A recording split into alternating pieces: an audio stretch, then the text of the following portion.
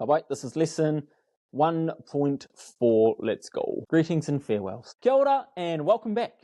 In this lesson, we're going to learn some essential greetings and farewells that you can start using immediately in your everyday life. Learning how to greet people and say goodbye in reo Māori is an important first step to building confidence in your conversational skills. Let's start with the most common greeting that you're bound to hear. That is kia ora.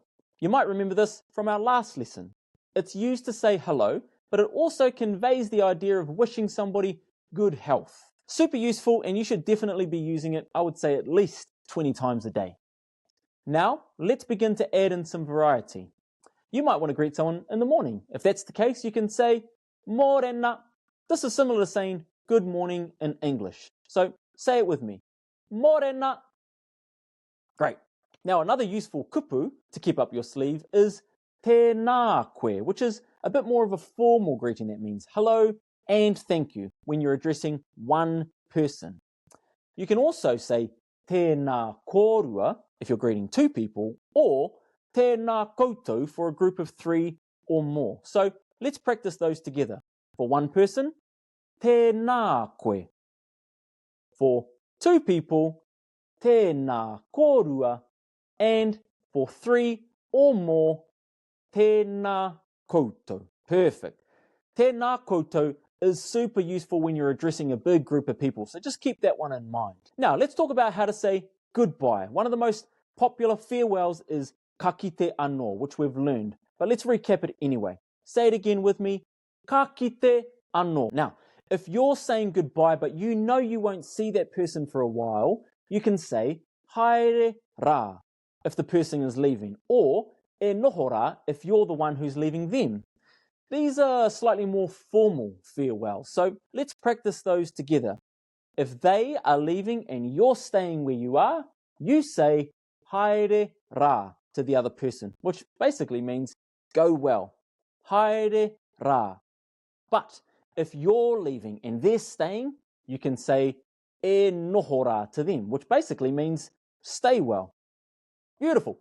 These phrases will come in handy as you begin to interact with people in Māori-speaking settings, and they're easy to integrate into your everyday conversations. One other thing that I want to cover off is good afternoon. And this is a common phrase in English, but honestly, we don't really say it in te reo Māori.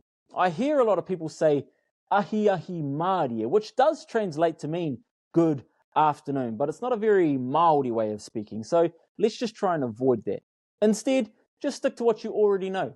Kia ora, tēnā koe, and so on and so forth. Sweet, that's it for day 1. We've covered heaps off today, and I know it can feel a little bit overwhelming, but honestly, you've done awesome to stick it out so far. Now the real mahi begins though. Watching me and listening to me is one thing, but you need to put this mahi into practice. Remember, I promise you conversational reo in 7 days, so long as you follow my instructions, and here's what I need you to do. I want you to go and find someone that you can relax around and sort of be vulnerable with, maybe a close friend or a whānau member. I want you to teach them 20 words from our previous lesson, and I want you to really start practicing using each and every one of these kupu in an English sentence. Hey, look, they might even have some ideas about how to use these kupu as well. But honestly, you can't do this on your own. I'm just being real with you. You need to practice, and I promise you, the best way to learn this stuff is to teach somebody else. When you can teach it, that means you know it. Kia kaha, you got this, and I look forward to seeing you in our next lesson.